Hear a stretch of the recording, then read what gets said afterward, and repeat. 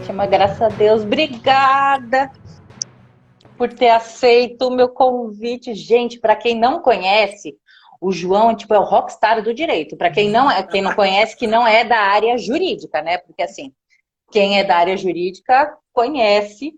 Então, assim, eu tô nervosa. A minha tela aqui tá caindo. Deixa eu arrumar direitinho para não dar o A gato. minha também tava, eu fiz uma gambiarra aqui. Você fez? Estou acertando aqui. Vamos ver se não vai cair.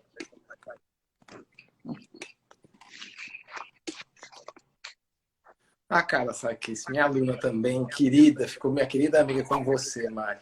Que prazer estar aqui. Prazer enorme, não tem nada de rockstar do direito, não tem nada dessas coisas. É, Vocês têm enorme rockstar sim, seja sucesso. humilde. Não tem nada disso, não. Na verdade, meu maior mérito é ser seu amigo, Mari. Amigo já faz bastante Ah, tempo, né? Quando é que eu te dei aula?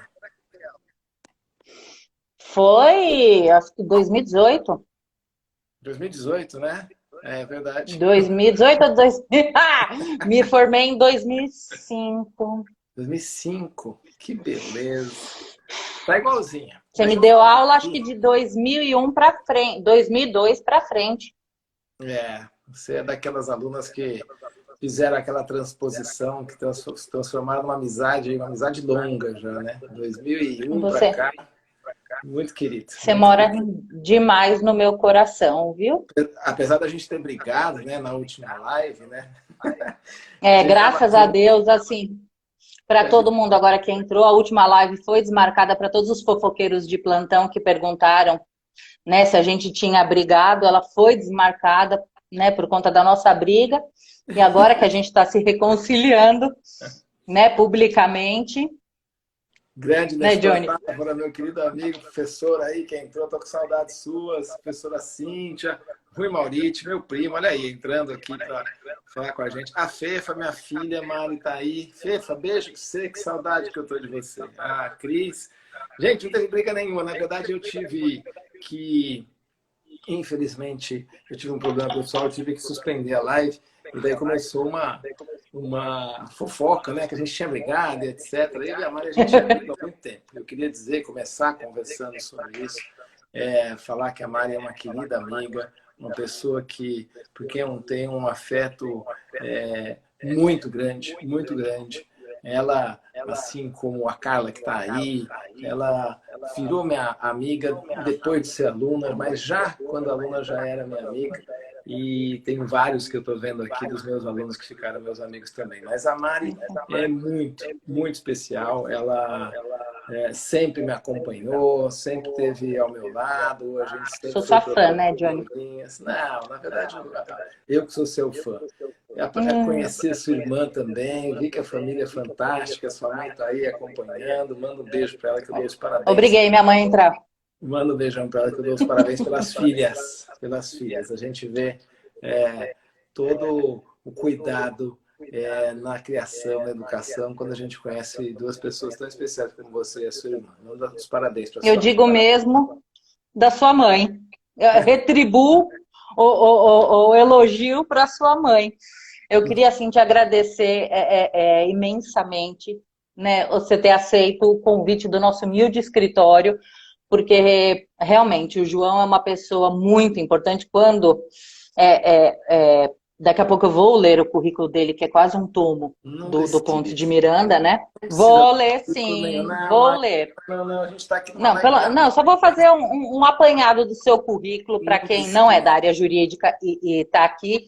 Então, assim, é de uma generosidade sua estar aqui conversando com a gente, que eu não sei nem te falar, e principalmente de um tema assim que é maravilhoso. Eu vou ser muito sincera, eu nunca tinha ouvido falar, eu comecei a ouvir falar desse tema o ano passado com o professor com Conrado Paulino.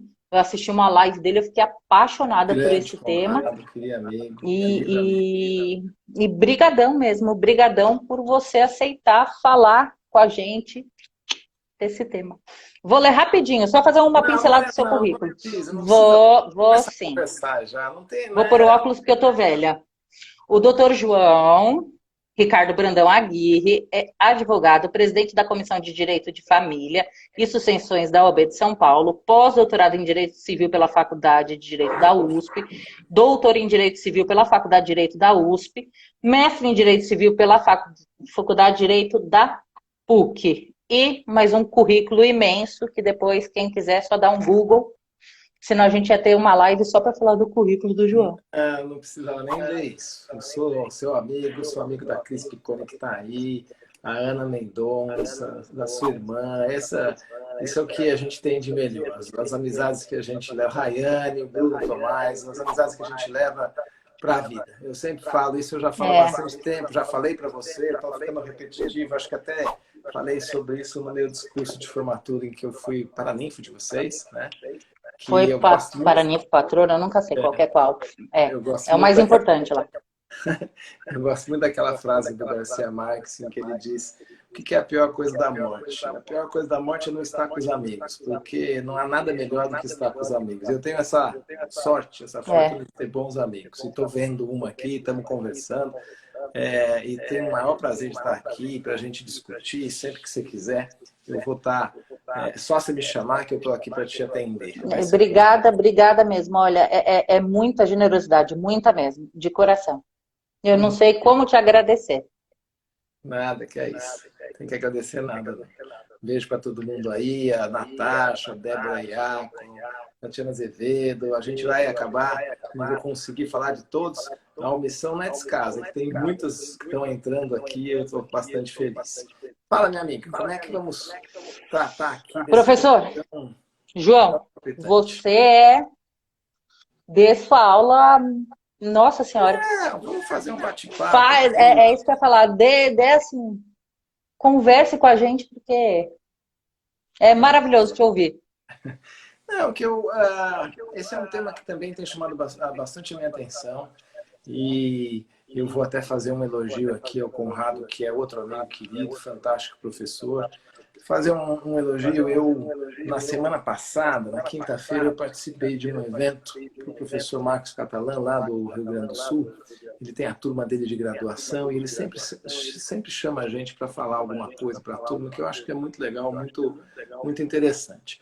E ele me chamou uns outros professores, chamou o professor Marcelo Truz, chamou o professor Luciana Brasileiro e a professora Ana Carolina Brochard, que é uma fantástica professora, e ela falou exatamente também do mesmo tema, da questão relacionada ao abandono digital, que é um tema que nos preocupa bastante. E quando ela falou sobre aquilo, me chamou a atenção, a gente já tinha combinado de falar, e é algo que tem me trazido bastante preocupação. Por que tem me trazido bastante preocupação?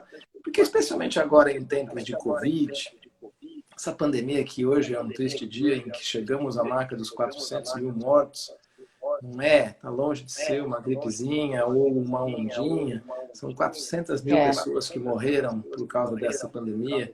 É um evento que levou a maior número de mortes de brasileiros no último século. Então, não é nada para se brincar, é algo que a gente tem que tomar muito cuidado e tem que pensar e orar pelas pessoas que foram, por aqueles que perderam entes queridos, etc. Nesse momento tão terrível e tão complicado da nossa vida, nós temos o confinamento, que é um confinamento que temos que fazer efetivamente, até para tentar evitar contágio, para tentar evitar que outras pessoas venham a perecer. E esse confinamento nos traz um momento muito delicado, né? Porque nós nos sentimos presos, o ser humano não gosta disso, e as crianças e os adolescentes estão sofrendo muito com isso, muito. A falta do convívio diário com seus colegas, a falta do exercício das atividades curriculares e extracurriculares, a falta de momentos essenciais, né, na vida da criança e adolescente. Então, eu penso no meu filho tem 16 anos e 6 meses hoje. Acho que ele entrou aí, vou mandar um beijão para ele também, para o João Pedro, para a Fefa. Amo vocês, estou morrendo de saudades. Eu estou em Florianópolis, vocês estão em São Paulo. Ele tem 16 anos e o ano passado ele fez 15 e a gente tinha combinado de ir para Nova York. Eu falei, vamos fazer uma viagem, eu e você e tal. Ele topou, a gente comprou a passagem, ia viajar no começo do ano, veio a pandemia. No meio de tudo. Esse momento importante ele perdeu. Teve um outro momento que foi a formatura dele, do ensino fundamental, essa passagem, do nono ano para o primeiro do ensino médio. Ia ter uma viagem com os amigos, com toda a turma, eles iam, se não me engano, para Paraty, também perdeu essa viagem. Perdeu aqueles momentos interessantes da adolescência, que são aquelas festas de 15 anos, aquele começo tão interessante de uma relação que vai se transformando numa relação afetiva eventualmente, vai sair... Que marcam, né, João? Aqueles momentos que marcam, eles estão perdendo isso, né? A minha filha de 13 anos, a Fefa, também está perdendo isso, esse convívio diário e etc. Resta a eles o quê? Resta o contato pela via online, né? E eu não sou daqueles, eu estou com 51, eu conheci a Mari há muito tempo, mas a Mari sempre foi uma menina. Eu conheci a Mari, acho que ela tinha 2, agora ela tem 22. Mas eu já Conheceu com 12. Oi? Você está com 12. Tinha 12. Tinha 12. Eu já estou com 51, faço 52 esse ano, e vejo as pessoas ficando mais velhas e falando, no meu tempo era melhor, no meu tempo era melhor. Lógico que a gente tem as memórias afetivas de momentos fantásticos. Quando eu estava com meu pai, por exemplo, que era vivo, os meus avós. Mas os tempos de hoje são tempos muito interessantes, né? Nós temos um avanço da tecnologia que nos permite fazer o que a gente está fazendo aqui, né? A gente está conversando, estamos distantes, estamos nos reaproximando com em estados diferentes, estados diferentes, pessoas que eu não vejo há anos, mas que eu estou próximo agora em razão desse mundo online. Isso é muito importante para a gente. A gente está conseguindo sobreviver em razão da pandemia, exercer as nossas atividades a partir desse mundo que está digitalizado, esse mundo virtual. Os nossos filhos também, as crianças e adolescentes também. Só que aí surge o grande problema. Eu não posso simplesmente tolher esse único meio de acesso ao exterior que essas crianças e esses adolescentes têm tido, que é o meio de conversa, assim como nós estamos conversando hoje, a gente conversa pelo WhatsApp, nós temos nossos grupos de WhatsApp que nos dão algum alento, que nos dão uma forma de relacionamento social. Eles também os têm, né?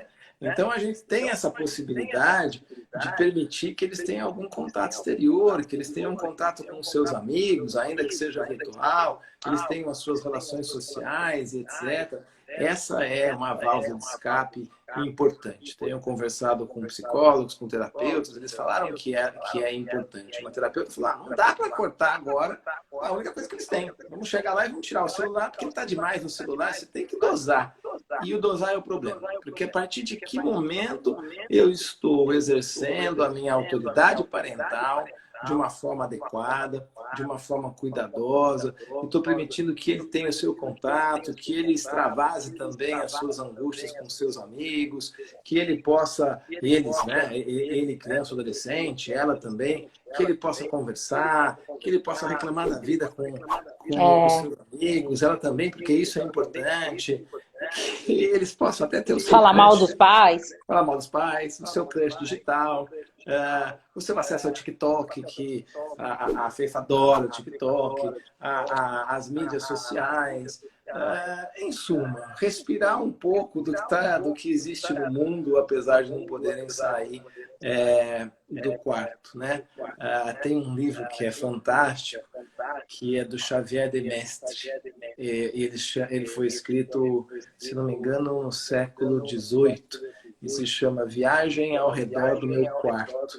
Ele ficou preso durante um tempo e escreveu esse livro imaginando o que ele faria. Ele estava sem contato com o mundo exterior. E isso é o que nós estamos vivendo hoje, né? As viagens ao redor dos nossos quartos, mas nós temos algum acesso ao mundo exterior a partir do mundo online. O problema é que esses sujeitos de direito que têm proteção integral e merecem a prioridade absoluta, de acordo com a nossa ordem constitucional, a criança e o adolescente, eles também não podem ficar simplesmente ao abandono desse mundo digital, né? Como se fosse também uma própria válvula de escape para os pais. Ah, deixa lá, deixa no celular, deixa fazer o que quiser no computador, porque aí eu tenho também um sossego para fazer o meu home office, para fazer o jantar, para fazer o almoço. Enquanto tá lá, tá bom, né? E aí a gente começa também a É pecar o pro- pela omissão, né? A grande questão é... Desculpa te cortar, o Conrado, ele falou um negócio que eu achei muito interessante. Ele falou, os meios digitais hoje, para criança e para adolescente, o vício comparado é o cigarro da nossa época. Que antigamente, na nossa época, todo mundo fumava. Então, fazendo um paralelo, é exatamente isso. É o cigarro que hoje você não vê ninguém fumando, mas você vê todo mundo com a cara no celular. Principalmente as crianças, os adolescentes, todo mundo grudado. Então, eu achei bem interessante esse paralelo que ele fez, e é verdade. É o cigarro da nossa, Hoje a gente tem outras dessa doenças, época né? atual. Hoje tem outras doenças. Tem a tendinite de digitação no celular, tem um problema no pescoço, porque está todo mundo olhando o celular, etc. Os problemas nos olhos, em razão do brilho do celular. Um beijo para minha prima querida, a Lúcia Aguirre, para a Ana Luísa Nevares, que está me vendo aí. A Natasha falou, creio que o mundo digital traz imediatismo e, de uma certa forma, colabora para o sentimento de abandono. Essa é uma questão, Natasha, que eu reputo como Minha muito cunhada. preocupante. Ah, Natasha, cunhada. Acho que ela foi Beijo, sua Natasha. aluna, se duvidar também. Eu lembro dela também. Natasha, essa é uma questão também bastante preocupante. Por quê? Porque essa sensação de abandono, às vezes, é real, né? Eu tenho conversado bastante, eu tenho uma preocupação bastante grande com os meus filhos, com a criança, com o adolescente, porque efetivamente esse momento está sendo muito complexo para eles. Eles estão perdendo algum trato social. Ontem mesmo eu li um artigo que estava dizendo que era um terapeuta, ele estava dizendo que a grande preocupação agora é uma síndrome do passarinho na gaiola. O que seria a síndrome do passarinho na gaiola? Esses adolescentes, as crianças estão ficando em casa o tempo inteiro, morrendo de medo do mundo pandêmico, sem uma iniciativa maior, porque eles estão tolhidos, e na hora que abrir a gaiola, na hora que acabar a pandemia, eles vão ficar com medo de enfrentar o mundo, porque tudo vai trazer essa sensação da pandemia, essa sensação de insegurança e etc. E tal. E isso está causando vários problemas na questão do trato social. A Carla está dizendo aí, ó, meu filho está perdendo as habilidades sociais. Carla, esse é um problema muito, muito complexo. Beijo para Priscila Agapita, obrigado pelo carinho aí. A Camila, a sua irmã, leu o mesmo Eu não artigo, enxergo, eu não né? consigo. Eu pus o óculos para conseguir ler. Ela leu o mesmo artigo que eu. Então, o que nós temos aqui? Vamos tentar ponderar um pouquinho a questão no que se refere vamos colocar a situação a partir do nosso sistema jurídico, do ordenamento jurídico constitucional brasileiro. Nós temos na Constituição Federal de 88 um marco paradigmático que transformou todo o direito privado brasileiro, na verdade transformou o direito brasileiro como um todo. E no que se refere especificamente ao direito de família e à tutela da criança e do adolescente, ele se apartou, se afastou, se rompeu, ocorreu uma ruptura com o sistema patrimonialista do Código 16 e das constituições anteriores, a nossa atual, para se adotar um sistema, um paradigma existencialista, de tutela prioritária da pessoa humana e da sua dignidade. O que se refere especificamente... a minha irmã entrou aqui, ó. Lindo, pena que eu sou a filha mais bonita do papai, a minha irmã mais nova. Ah, eu entendo também, eu entendo. Um beijo, Rê, saudade de você. No que se refere, vejam, a questão da criança e adolescente, a quebra paradigmática foi muito rígida, porque nós tínhamos, antigamente, antes da Constituição Federal de 88, uma doutrina que tratava do menor, e vocês vão entender quando eu falo do menor, que era a chamada doutrina da situação irregular. O que era a doutrina da situação irregular? O menor, e eu vou usar esse termo com uma ênfase, vocês vão entender já já o porquê, o menor que merecia o interesse do Estado pré-Constituição de 88, era aquele menor que estava numa situação irregular. Daí o nome da doutrina da situação irregular. Quem era, João? O menor que estava na situação irregular. Era aquele menor que ficou órfão, que estava abandonado, que cometeu algum delito e etc. e tal. E, geralmente, as normas que visavam a tutela desse menor eram normas que visavam abrigar o menor, dar uma solução e etc. Os códigos de menores estavam voltados para esse sujeito que estava no que o Estado considerava como uma situação irregular. Aquele menor que estava com os pais, que estava inserido dentro de um núcleo familiar, o Estado presumia que ele estava numa situação confortável, boa, tranquila, e que o Estado não deveria intervir. Até porque o poder do pai, o famoso pátrio poder, era um poder muito amplo sobre o sustento, educação e criação dos filhos. Os castigos físicos eram permitidos, eles podiam castigar com palmatória, varinha de marmelo, ajoelhar no milho, aquelas crueldades que a gente via nas formas educacionais mais antigas, mais vetustas. A ideia era básica, então, que a criança que estava com os pais, ela estava bem. O pai tinha um poder absoluto de determinar a sua criação, ela estava bem. Nós, estados, vamos tratar só daquele menor que não está com os pais, que está numa situação irregular. Para abrigar, vamos colocar aí numa fundação, num abrigo, a famosa Funabem, tem uma música muito bonita do Seu Jorge, que ele fala da famosa Funabem, que foi criada para isso, era um abrigo de menores ali em situação irregular. E a gente sabe muito bem, e infelizmente temos casos recentes que demonstram que a criança que está com os pais nem sempre está bem. Né? Veja o caso que está ocorrendo agora, dois casos horrorosos, né? Não só dele, tem uma menina do Rio de Janeiro que foi... Hoje estava no grupo da comissão, estavam falando no grupo da comissão dessa menina. A gente vê isso, o caso Nardoni, esse caso que está sendo objeto da mídia hoje, o do Henry e dessa menina. Então a gente sabe que isso acontece. Mas para aquela doutrina anterior, existia uma presunção de que a criança que estava com os pais, estava no seu seio da família, ela estava bem tratada. E os pais tinham o poder de fazer o que bem quisesse. E mais, agora vem a ideia da ênfase no sujeito menor. Qual é a ênfase no sujeito menor? Por que quem trabalha com a criança e o adolescente hoje não chama a criança e o adolescente de menor? Apesar de ser mais fácil, né? Ao invés de ficar repetitivo, criança e adolescente, eles recusam falar em menor. Por quê? Porque antes da Constituição de 88, a criança e o adolescente não tinham todos os direitos que eram garantidos à pessoa adulta. Eles não eram sujeitos de direito na sua plenitude, eles eram considerados objeto de proteção. Essa é até, quando eu dou aula para curso preparatório para concurso, essa é até uma pegadinha que cai às vezes em prova de concurso, porque eles colocam lá uma pergunta sobre a criança e adolescente e colocam uma alternativa. Criança e adolescente são objeto de proteção. Aí você vai lá e fala assim, essa tá fofa, essa tá bonita, eles são objeto de proteção. É essa daí. Errado, né? Por quê? Porque está tratando criança e adolescente como objeto, e criança e adolescente são sujeitos, tá? De direito na sua plenitude. Mas, pré-Constituição de 88, eles não tinham todos os direitos garantidos à pessoa adulta.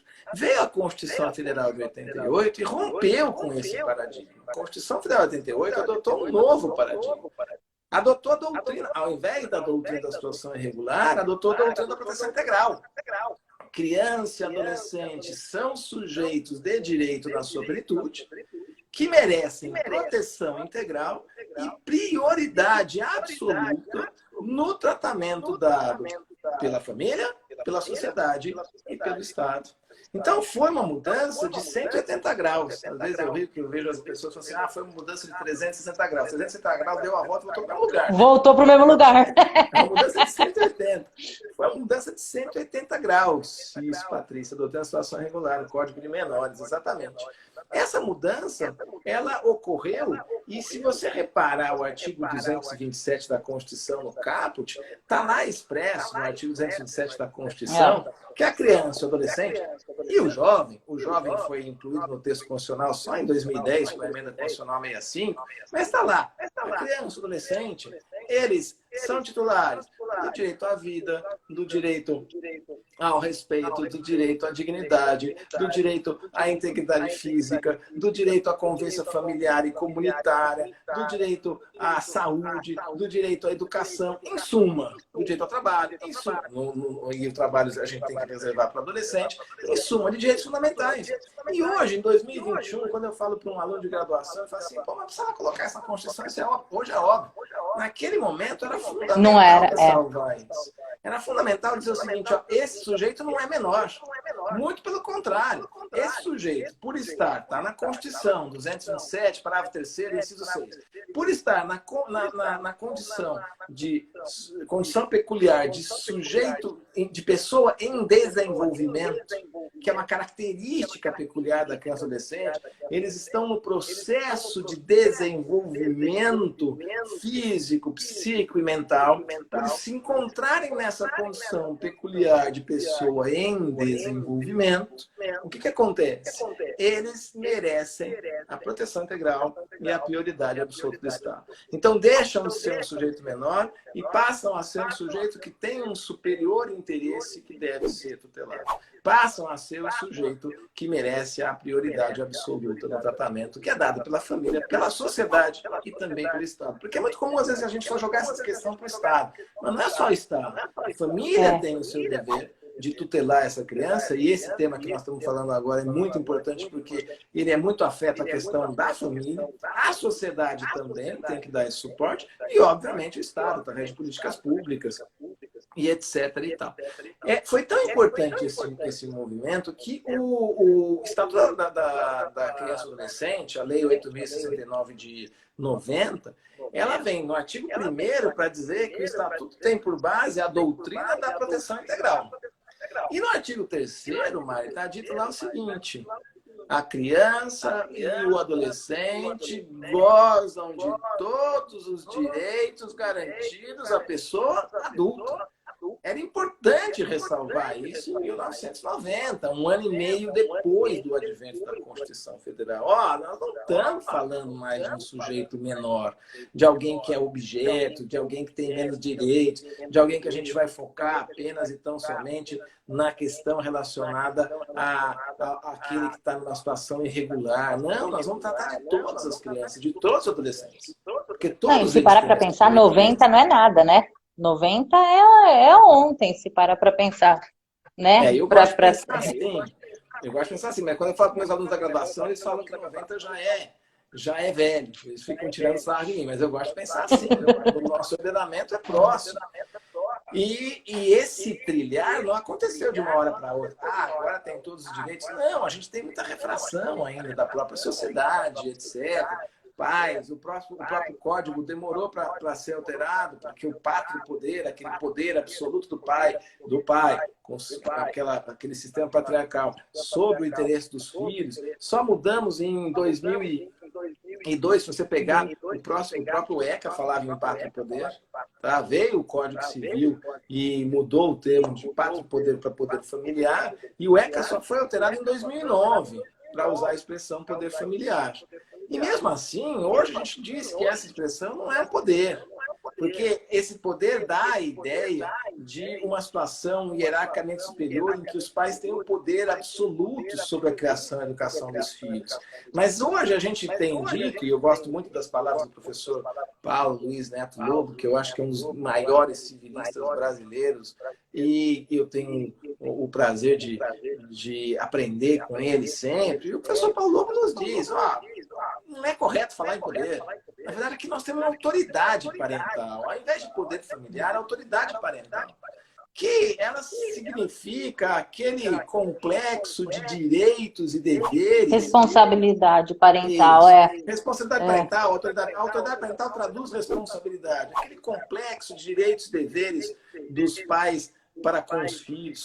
Não é só direitos, eles têm responsabilidade, como bem frisou a Patrícia, e essa responsabilidade se traduz em diversas situações. Quando a gente fala dessa responsabilidade, eu lembro bastante de um acórdão que é paradigma também, e eu vou trazer para a gente falar do abandono digital, e por enquanto estou tentando fundamentar todo o arcabouço do nosso sistema para a gente chegar no abandono. Tem um recurso especial, na verdade tem dois, eu vou voltar um pouco a eles. Não é que eu decoro todos os recursos especiais, é que esse eu falo tanto que eu acabei guardando, tá, Mari? Vou até anotar aqui. São as decisões sobre o abandono afetivo ou o abandono moral. Nós tivemos uma primeira decisão sobre o abandono afetivo do STJ, que foi proferida quando da decisão do recurso especial 757-411 de Minas Gerais. O recurso especial 757-411 de Minas Gerais. A Carla está dizendo que eu decoro, não é verdade. Esses aqui eu guardo, de tanto repetir. Tá? Esse caso ficou famoso na doutrina e nos tribunais como o caso Alexandre. Quem era o Alexandre? O Alexandre era filho de uma relação extraconjugal do pai dele com a mãe. Como assim, João? O pai dele era casado com outra mulher. Teve uma relação extraconjugal com a mãe dele engravidou, e quando nasceu Alexandre, o pai não quis reconhecer. Ela recorreu ao judiciário, entrou com uma ação de investigação para paternidade, acumulada com alimentos, e ele acabou contestando, e etc. E tal. Isso, Patrícia, é esse mesmo. Ele acabou contestando e teve que fazer o DNA positivo, e teve a sentença declarando a sua paternidade, condenando a pagar alimentos, transitou em julgado. E naquele momento o pai falou, olha, ele não é meu filho. O tribunal está dizendo que ele é meu filho, mas eu não sinto ele como meu filho. Eu vou cumprir o que está dizendo a lei aqui, o que está dizendo a sentença, eu vou pagar alimentos, mas eu não quero nem essa criança. Uma relação absurda no meu modesto sentido. Mas se recusou a ter qualquer tipo de relacionamento com o Alexandre. Está no livro do Rodrigo da Cunha, porque o Rodrigo da Cunha, quando ele fala exatamente, Cris, o Rodrigo da Cunha foi o advogado desse caso, foi o advogado Alexandre. O que aconteceu? O Rodrigo da Cunha era advogado, nosso grande presidente do BDFAM, um beijo para o Rodrigo da Cunha, e ele entrou com a ação pedindo uma indenização para abandono moral. Por quê? Porque o Alexandre, enquanto criança, adolescente, sempre tentou ter algum tipo de contato com o pai. Então tentava contato com o pai no dia dos pais, no aniversário do pai, tentava algum contato no Natal, no dia das crianças, no seu próprio aniversário, e o pai sempre repelindo. E a criança não entende por que ela está sendo rejeitada, porque ela está sendo repelida. E ela acaba trazendo para si. Eu sou ruim, meu pai não quer me conhecer, eu sou uma pessoa má. Então o Alexandre fez aquele... Gera um trauma. Trilhou aquele caminho complicado, né, de rejeição, terapia, a partir de um determinado momento. Quando o Alexandre fez 18 anos, ele falou, pô, minha história de criança e adolescência é sempre uma história de uma rejeição. Esse sujeito me causou um monte de danos. E daí ele entrou com a ação para pedir uma indenização pelo abandono afetivo. Ganhou em Minas, em primeira instância, ganhou em segunda. Quando foi para o STJ, o STJ disse que não cabia indenização por abandono afetivo, sob dois fundamentos, tá? Básicos. Tem vários fundamentos ali, mas a relatoria era do ministro Marcelo e ele basicamente fundamentou o seguinte: se deu a ideia de abandono afetivo, essa ideia de afeto significa amor, e amor não se obriga. O que o Alexandre queria receber do pai era amor. O amor está no campo dos sentimentos, está no mundo dos fatos, como diria Norberto Bobbio, o mundo dos fatos e o mundo da normatividade. E o mundo dos fatos, ele não se traduz no mundo da normatividade. Tem algumas coisas que o mundo jurídico não pode obrigar, tá certo? Ninguém pode, por sentença, como o afeto ninguém pode, por sentença, obrigar uma pessoa a amar outra. O que o Alexandre queria era amor. O juiz não pode obrigar o pai a amar o filho. Mais ainda, a base da responsabilidade civil no Brasil, qual é? É o ato ilícito, a responsabilidade civil extracontratual. Alguém comete artigo 186 do Código Civil, que era o antigo artigo 159 do Código Civil 16. Aquele que por ação ou omissão voluntária, negligência ou imprudência, violar direito e causar dano a outra, comete ato ilícito. Então eu tenho que provar a existência, artigo 927 agora do Código Civil. Quem comete ato ilícito e causa dano a outra tem que reparar. Então a base dessa decisão, no 757.411, foi a seguinte: o pai não cometeu nenhum ato ilícito. Ele não tem que indenizar. Por quê? Porque não amar o filho não é ato ilícito. Então não há fundamento para o dever de indenizar. Não há ato ilícito indenizável, porque amor não se obriga. esse foi o nó que foi criado pelo STJ ao decidir esse recurso especial 757.411, o ano é de 2005. Tá? Em 2012, o STJ teve a oportunidade de julgar um outro caso bastante semelhante, o caso da Luciana, que era basicamente a mesma história, filha de uma relação extraconjugal do pai, o pai se recusou a reconhecer, entraram com a ação de investigação de paternidade e tiveram êxito na ação de investigação, foi condenado a pagar alimentos, esse pai se recusou a ver a Luciana, a ter qualquer contato com ela, e fazia pior ainda, desviava bens para os outros filhos. Se você for ler o acórdão, você vai ver isso.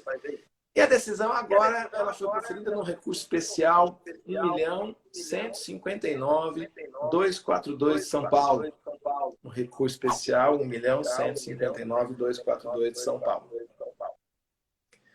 Ok? Tá. O que aconteceu? Aí a relatoria da ministra Nancy Andrighi, terceira turma, como é que a relatora saiu daquele nó que foi criado pela decisão anterior? Né? Amor não se obriga, não há ilícito indenizado. Na verdade, a ministra Nancy Andrighi fala o seguinte, existe uma confusão. A palavra do afeto, ela tem várias, ela usa essa palavra, ela tem várias desinências, no sentido de que tem vários significados. Uma das desinências é amor, mas amor não se obriga mesmo. Mas afeto tem outros significados. E um deles, que obriga, é cuidado. Existe um núcleo mínimo de cuidados que constitui dever dos pais. E esse núcleo mínimo de cuidado está expressamente previsto no artigo 227 da Constituição. Ela cita o 227, eu incluo também o 229. E se traduz no dever de criação, de educação, de sustento. O que ela define como dever de cuidado. E a violação do dever de cuidado por omissão gera o dever, a responsabilidade. Exatamente, mas no acordo ela fala assim, o non facere, o não fazer, que se traduz em omissão e violação do dever de cuidado, ele sim caracteriza um ato ilícito. E ela vai nos dizer o seguinte, na verdade a decisão vai, mas a relatora vai nos dizer o seguinte, no voto que eu reputo como um belíssimo voto, que existem várias situações que traduzem um afastamento dos pais em razão do fim do relacionamento e etc. e tal. Mas essas situações não podem significar uma omissão e uma recusa ao dever de cuidado. E que a violação do dever de cuidado constitui ilícito indenizável e que, a partir daí, haverá o dever de indenizar por abandono afetivo. Ok? Tudo bem? E é a partir daí que eu venho a trazer e tentar fazer um link com o objeto da nossa conversa de hoje. Tanto que no futuro eu ia fazer essa pergunta, eu já deixo ela aqui. Se você entende que, constatado o filho, comprovado que sofreu um dano em razão do abandono digital, se cabe, face aos pais, os genitores, responsabilização. Eu acho que sim, porque aí o que a gente tem que sentir, o sentir aqui que vai ser... Se quiser pode tocar e depois você responde.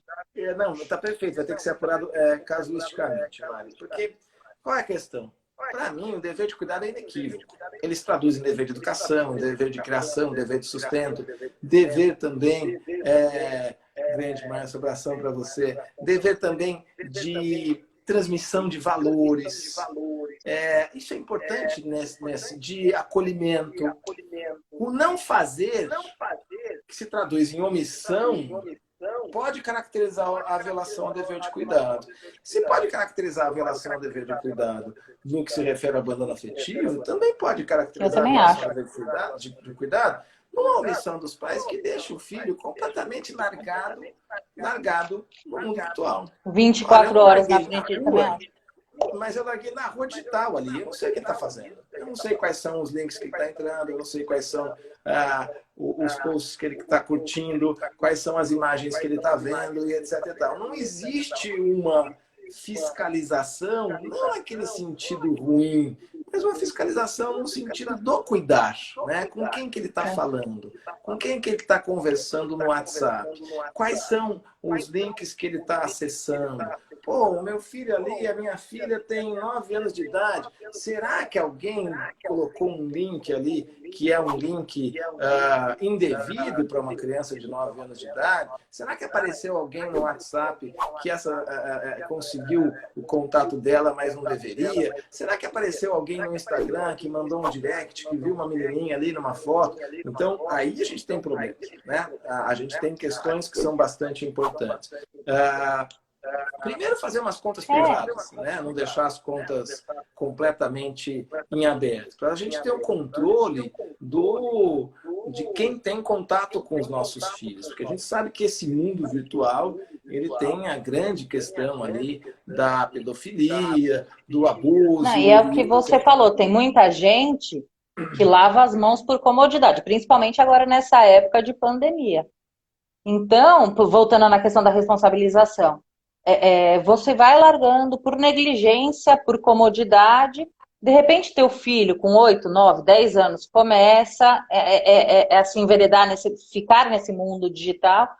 De repente está na Deep Web. Quando você vê, cria um transtorno mesmo psicológico que no adulto causa um dano efetivo, né? Exato. E aí a gente cai porque é por culpa dos pais, que se tivessem lá atrás exercido um controle mais efetivo, mais, né, mais absoluto, mais em cima mesmo, talvez não tivesse, eu não sou psicóloga, não sei se talvez esse dano psicológico realmente pode vir, mas eu acredito que sim. Né, pode desenvolver, porque acho que na Deep Web você vê muita coisa trash ali que pode te desencadear alguma coisa. Perfeito, Mari. Como diz a Natasha, perfeito, Mari. E aí a gente tem uma outra questão que a Carla levantou, que era a Carla já estava lendo meu pensamento, que era a próxima etapa que eu iria trazer para vocês. Da privacidade. Fica mais fácil a gente tratar disso.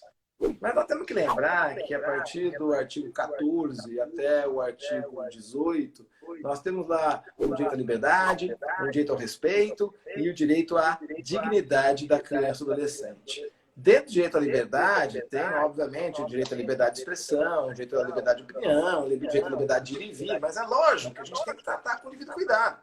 Eu estou com uma criança, a minha filha vai ter, a caçula nasceu, está com 6 meses. Coisa mais linda. A sua linda e maravilhosa filha. Tá Graças a Deus a gente faz filho bonito. Tá com Se tem uma coisa que a gente fez certo nessa vida, a Tonton, 2,5. Tá com 2,5. O João, para quem não sabe, é aquele filme Os 12 Filhos. O João é praticamente uma escola. Eu não sei nem quantos filhos são ao todo. Tem uns 20. É um mais lindo do que o outro. A Tonton tá com 2,5. Como é que nós vamos falar direito de ir e vir da Tonton? 2 anos e meio. Não dá. Então a gente tem que... meu amor, se você conhecesse a Antonella, você ia ver. Ela já manda. Ela quer, né? Mas ela quer sair para todo quanto é canto, você não deixa. Mas devido cuidado. Obviamente, essa questão fica mais complexa quando a gente fala do adolescente. Porque dentro do direito ao respeito, está lá expressamente o que a Carla falou. O respeito à intimidade, o respeito à privacidade, etc. E aí vem o grande problema que eu reputo como uma grande questão relacionada ao abandono digital. Como nós vamos fazer para balancear, ponderar, como diz a Carla, a questão relacionada ao exercício do nosso dever de cuidado e a privacidade do adolescente. Né? Como é que eu vou chegar lá e falar o seguinte: filho, eu preciso dar uma olhadinha no seu WhatsApp porque eu quero saber com quem você está falando. Tá, eu preciso monitorar um pouco o seu Facebook. O Facebook hoje acho que as pessoas não usam mais, o seu Instagram e etc.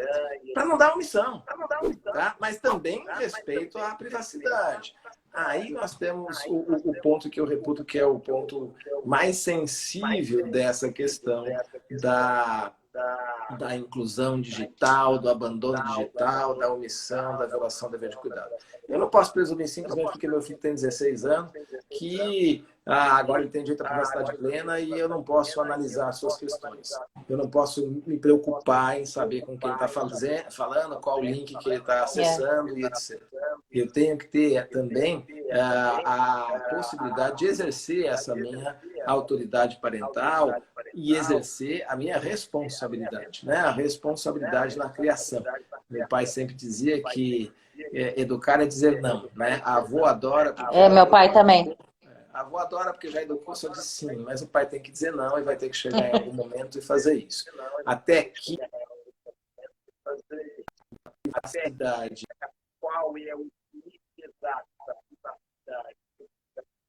estão hoje são as zonas fronteiriças, né? Essa questão do qual é exatamente a linha divisória, porque ela nunca é absolutamente clara. Quando você Ai, pega... Johnny, eu vou ser muito sincera. Quando se trata de proteção ao filho, eu acho que tem que ter autoridade máxima. Não existe democracia. Eu acho que a gente Então, segue nosso coração e quando se trata para preservar os nossos filhos, mas não qual tem é essa. o limite? Porque quando a gente está com casos muito claros, a gente fica numa situação mais fácil de responder. Ah, não, é o computador de casa e eu entrei ali no computador de casa, fui clicar HTTP. Tá travando, Johnny. Tá travando? Voltou? Voltou ou não? Tá travando. Ixi, Maria, eu tô te vendo bem. Continuo Vamos ver se vai. falando ou não continuo falando? Deu certo agora? Tá indo. Tá indo. Vai, Então, voltou, acho. uma situação muito clara. Ah, eu entrei no computador de casa e o filho, a filha acessou um link que era de tráfico de drogas, etc. E tal, que tinha relação com... Aí você viu, é o computador de casa. Tá claro, vou exercer o meu dever de cuidado. Agora, eu vou entrar em todas as conversas do meu filho e analisar? Depende da idade, eu Não. entendo que sim. Agora, meu filho com 17 anos, 11 meses e 29 dias, eu vou fazer isso também? Eu tenho... Como é que fica a privacidade dele? Eu vou dar um exemplo. Outro dia eu estava... já faz tempo que a pandemia hoje não nos deixa mais. Vou perguntar até para a Carla, aí, que a Carla está bem. O seguinte, eu estava jantando com um casal de amigos, 19 anos. Tinha um filho que tinha 19 anos à época. E daí, lá pelas tantas, no meio do jantar, eles começaram a olhar ali, a monitorar onde estava o filho. Eu falei, não, peraí, o que vocês estão fazendo? Não, a gente colocou aquele aplicativo de monitoramento no celular, ele não sabe, e a gente fica monitorando. É pela... Eu falei, mas isso aí não é violação à privacidade? Eu falei, se a gente estivesse na faculdade, naquela nossa época de faculdade, que não tinha celular, nossos pais sabiam onde é que a gente estava. Eles confiavam na gente, que a Graças gente ao não bom ia Deus, ser não. etc, né? Agora não, eu vou ficar vendo. Então, o menino, a menina vai sair com o namorado, com a namorada, vai num motel, com 19 anos, já é uma pessoa adulta maior e os pais vão ficar sabendo onde ele foi. Não, tem que ter limite, concordo. Uma indevida violação ao dever de privacidade. A Carla está dizendo que monitora todo mundo. Nesse caso, como é que fica a privacidade? Agora, se é uma criança, se é um adolescente, nós temos um limite aí e traduzir de uma forma bastante ciosa, cuidadosa, para zelar pelo superior interesse da criança e adolescente e para que não deixar que eles fiquem em abandono digital. Essa é a questão que eu reputo como a mais sensível, né? Como é que a gente vai ponderar? Até onde eu estou cuidando e a partir de que momento eu estou efetivamente me omitindo e violando a minha responsabilidade. A grande questão, para mim, da dificuldade na responsabilidade civil é o nexo de causalidade. O nexo de causalidade é a grande questão. A partir de que momento ocorreu efetiva omissão e violação do dever de cuidado? Em algumas situações, o caso é muito claro. A criança ficou abandonada, o Léo tinha acesso a qualquer coisa, os pais chegam lá e falam, tem que fazer outra coisa e etc. Agora, em outras situações, a questão fica um pouco mais complexa e nós vamos ter que analisar casuisticamente. Tá? Um beijo para a Sibeli Zamboni, para a Camila, que é branca. Sim! Ai, Então, adoro Sibeli. Gente, é uma das pessoas que eu mais gosto na vida. Ô, Johnny, tem duas perguntas que eu queria te fazer, porque nosso tempo está acabando. E quando tem divergência, os pais são separados?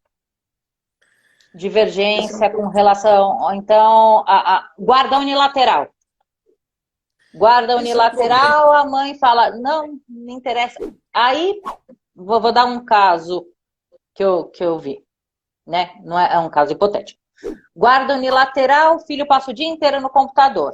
Aí pegou o nudes da namoradinha, jogou na internet, a namoradinha se matou. Nossa. E a questão da responsabilidade dos pais? Não, é hipotético o caso. Pode ter acontecido, mas não sei. É complexa, Mari, e eu vou trazer aqui, uma vez, eu preciso achar essa corda, eu preciso até perguntar para o desembargador Loureiro, porque uma vez eu participei de um curso com um desembargador na ASP, e eu dei uma palestra, ele deu uma palestra logo depois, e eu aprendi muito com ele, que eu acho um dos grandes nomes do TJ de São Paulo, professor Cláudio Godoy, professor Loureiro, professor Couto, professor Zuliani, são grandes nomes do nosso TJ de São Paulo no que se refere ao direito privado. E o desembargador Loureiro, ele contou, eu sempre procuro esse acordo, eu não acho, vou pedir a ele. Ele contou o seguinte caso. O casal tinha se divorciado, um divórcio complexo, e a guarda ficou com a mãe, o pai se afastou completamente do filho, e o filho virou um adolescente rebelde, começou a ficar muito agressivo e etc e tal. Ele era grande, forte, começou a fazer bullying com outros colegas, e ele pegou um colega do colégio e um principal que começou a atacar os pais desse menino, acabou mal. Ai, Jesus, está travando.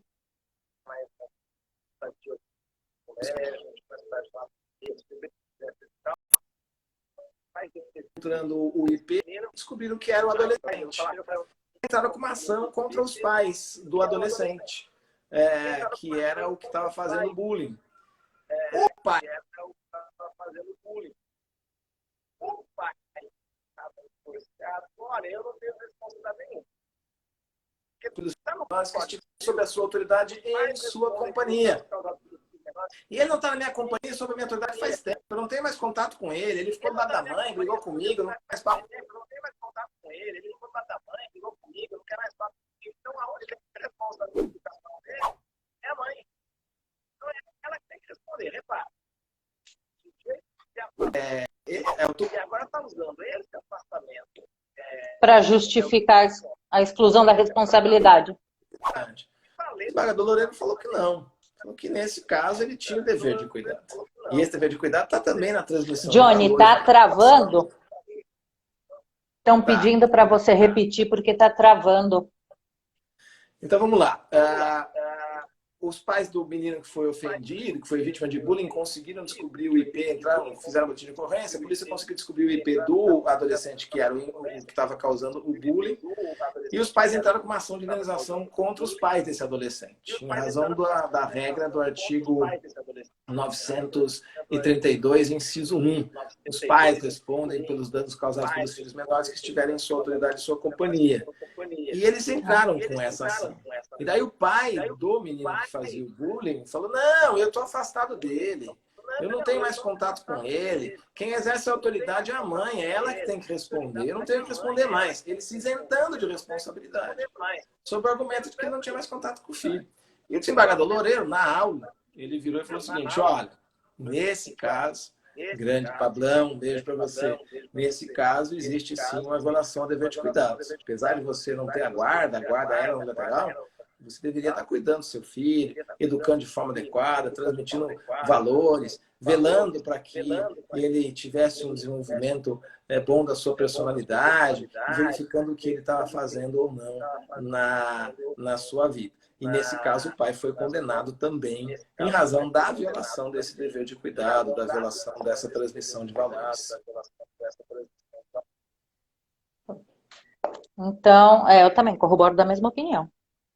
Obrigado. Mesmo porque também tem um artigo... A conexão está ruim, né? Não sei se vocês ouviram direito. Tá travando um pouco. Então, desculpa, Mari. A última pergunta. Ai, gente, fiz um monte de pergunta aqui no meu caderno. Você entende que o abandono digital pode levar à destituição do poder familiar? Essa pergunta é bem complexa, né? A gente tem que ver a extensão do abandono, tá? Extensão do abandono para verificar se ele vai caracterizar uma das hipóteses da perda do poder familiar. A perda do poder familiar é a sanção mais severa aos pais, né? Mas, em razão de desídia, de danos causados ao filho, ela pode efetivamente sim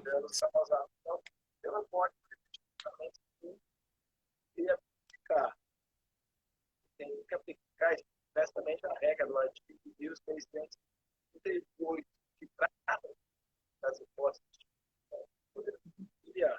Então, se o desvio tá ruim. ele poderia levar a poder familiar, a perda de uma questão de poder familiar. É direto, esse é o meu entendimento, nesse caso, né? Aí, o áudio tá ruim demais. Tá ruim, né? E tá eu ruim acho que demais. tá acabando nosso tempo, né, Mari? Tá. Pelo menos, graças a Deus que está falhando no fim da live. Ai, eu queria tanto te abraçar, você está tão longe. Queria te agradecer imensamente, imensamente. Fico feliz pela nossa reconciliação, depois dessa briga horrível que a gente teve. Nossa, que briga. Aos futriqueiros de plantão, a gente nunca brigou, viu? É isso, Mari. Travou Mari. de vez agora. Não travou. Mari, foi um prazer enorme estar com você. Eu sei que está travando, eu queria te agradecer. Me chame sempre. E você sabe que eu adoro você. Obrigada pela sua generosidade imensa, imensa, imensa. É um prazer enorme. Obrigado, viu? Obrigadão. Um beijo para todo mundo. Brigadão. Beijo. Obrigado, gente. Obrigado. Obrigada, Tess. Obrigada.